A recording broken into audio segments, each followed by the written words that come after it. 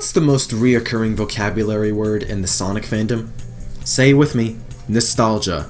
A sentimental longing or wistful affection for the past, typically for a period or place, with happy personal associations.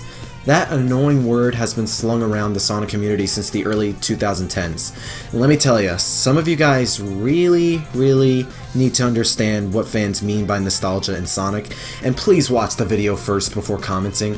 The problem with Sonic and nostalgia is that he can never escape it.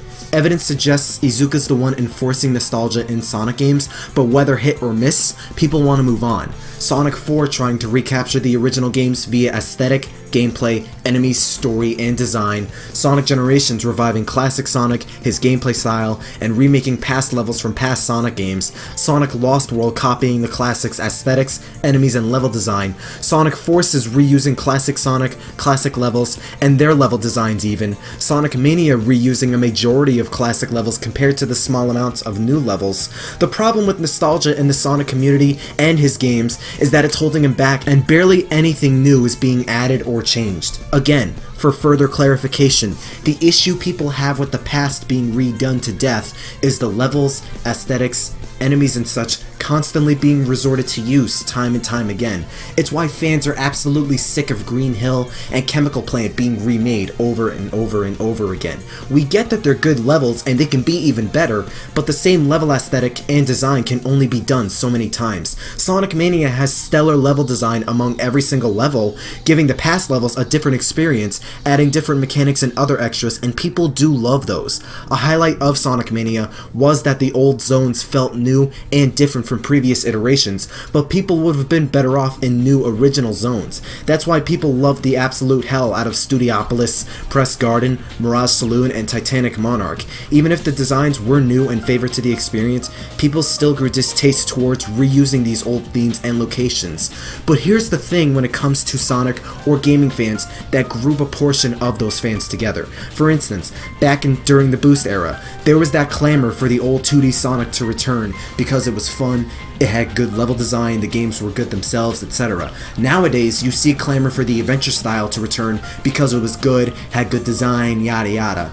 That kind of nostalgia doesn't apply to the nostalgia problem, and even then, it's not nostalgia driven. Although there are some instances nostalgia is felt by some fans, this is something people often mix together and confuse other fans with when people highlight nostalgia being a detriment to Sonic. I'm bouncing this off my How Pillars Can Help Sonic video. Some people believe reusing a particular old gameplay style should not be done because nostalgia. That's just pure ignorance. Here's the main difference when it comes to nostalgic levels and the old gameplay style. You can only use the same location. You can reuse Green Hill Zone so many times until people get sick of it.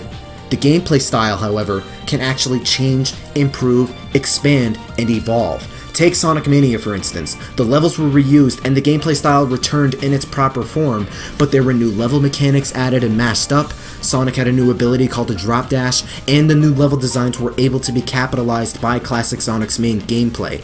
The experience was able to feel different from before, and the new levels again provided something more modern and fresh. There are still ways they are expanding the classic 2D gameplay, and it makes for a new experience almost every time. Sonic Mania did evolve the classic 2D gameplay style, even just for a little for some fans, but the reliance on old stages held it back.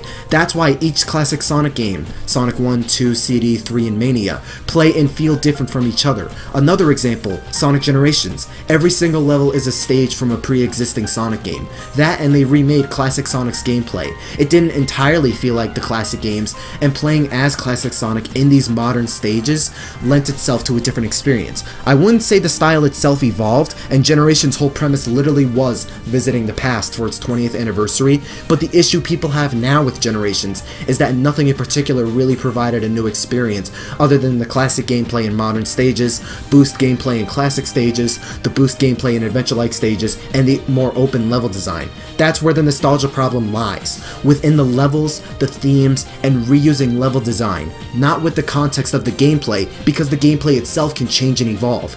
Here's another prevalent example, Sonic Adventure and Adventure 2. Fans want the adventure style to return with a modern take and new levels. If it was solely nostalgia, the levels and music would all return with the style, revamped like Sonic Mania's levels or not.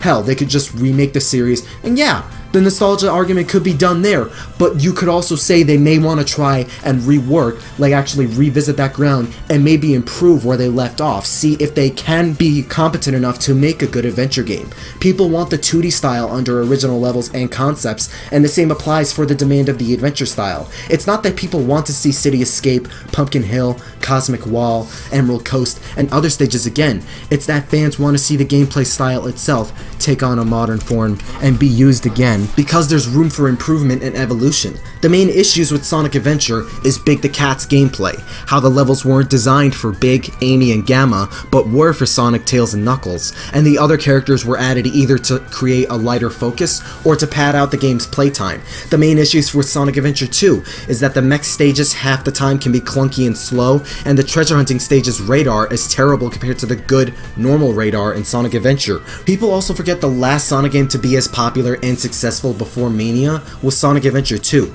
Sonic Generations was close, but Sonic Mania was stated by officials to be the last widely praised Sonic game in over 15 years. 2017 minus 15 is 2002, and the most recent game in 2002 was Sonic Adventure 2. Both adventure games sold very well, and the core gameplay itself still holds up. There's a reason people praise the open levels and fascinating level design. There's a reason Sonic's core gameplay in those games is so replayable. There's a reason those games are often praised among a majority of critics and is successful. There's a reason why the adventure formula would benefit from its own pillar. There's a reason why Sonic Adventure and Sonic Adventure 2 is so popular. Nostalgia is not one of them. A small number of fans may feel longing for this old style because nostalgia, but it's rarely ever the case, and there's more beyond it. You also see a number of games reuse classic formulas and continuously evolve in doing so. Super Mario Odyssey reused Super Mario 64's core gameplay in a modern 3D sandbox Mario game with a plethora of different mechanics, enemies, and worlds. Zelda Breath of the Wild takes the original design of the first Zelda game in this massive open world 3D Zelda game. Both these games evolved and practically redefined their entire pillars. They took the core of their old designs and created so much more on top of it, and these series have their own pillars of smaller games for other audiences. Sure, having separate pillars will shift some focus away from the main Sonic games, but that's to be expected. Like Sonic, 2D and 3D Mario games are the most popular games of the franchise. The RPGs, sports, racing, and other pillar games aren't going to sell as much, nor be focused and hyped up as much, because that's not the main branch of the series, nor are they as accessible as the 2D and 3D platformers. Pillars support the foundation of what the franchise stands for entirely, and the 2D and 3D games will be the biggest branch. Zelda's another example, Kirby's another example, Pokemon's another example. Until we see more consistent high quality, why can't Sonic do the same? Iizuka may not want to do it, but not only does the demand grow bigger and bigger, and business can speak higher volumes at certain points, but it's not going to hold back Sonic as a franchise like classic Sonic and his influence has in recent Sonic games. I already state this in my Sonic Quandary video. How can you claim the adventure style will hold the series back just for the sake of pleasing fans? Lost World's aesthetic and themes are straight rips of the classic games. That didn't advance Sonic at all. Generation's whole premise was going back to the past, not moving forward. Sonic 4 failed to recapture the classic trilogy, but that was the whole point of making the game, huh, Mr. Producer? Sonic Mania picked up the slack of Sonic 4, but people still wanted more original stages. Sonic Forces still reused old zones and classic Sonic, but added absolutely nothing to the story or gameplay experience, now did he? You see the theme here, right? Trying to go about recreating the past, reusing old level assets and song fonts, and just doing the same old? That's where Sonic's being held back, and that's why Sonic fans want the adventure style to return, because unlike all of what I just explained, the gameplay itself can still change, expand, and evolve, like Super Mario 64 did, like the original Legend of Zelda did, like Metroid 2 did, like the original Kirby games did, and like Pokemon Red and Blue did. This is coming from a guy who didn't play the adventure games until late 2013, which was 4.5 years ago. Sonic Unleashed and Generations are some of my favorite Sonic games, but people really need to stop throwing the nostalgia cards and look at what's right in front of them. Not every Sonic fan grew up with Adventure and Adventure 2 in the late 90s, early 2000s. This is almost the same problem Paper Mario has when people throw the nostalgia card down there, because that's not why the Thousand Year Door in the original is automatically better than the newer Paper Mario games, because that's straight up bullcrap and willful ignorance pulled out of people's asses. The Sonic Adventure core gameplay style is solid, successful, and popular. It may have aged, but it's still fun and playable. playable.